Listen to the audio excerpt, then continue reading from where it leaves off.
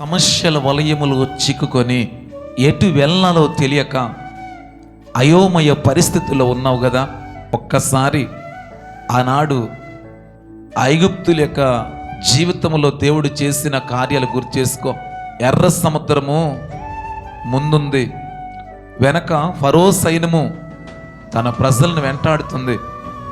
అలాంటి భయంకరమైన పరిస్థితుల్లో వారి దేవునికి మొర్ర పెట్టగా ఎర్ర సముద్రమును పాయలుగా చేసి ఆరిన నేలను నడిపించి అద్దరికి చేర్చిన దేవుడే ఈరోజు నీ దేవుడుగా ఉన్నాడు. ఎర్ర సముద్రం లాంటి సమస్యలు నీ ముందున్న, ఫరో సైన్యము లాంటి శత్రువులు నిన్ను చుట్టుముట్టిన ఒక్క క్షణములోగానే నీ కళ్ళ ముందే సమస్తాన్ని కూడా తీసివేసి నిన్ను ఆరిన నేల గుండా నడిపించి అద్దరికి చేరుస్తాడు.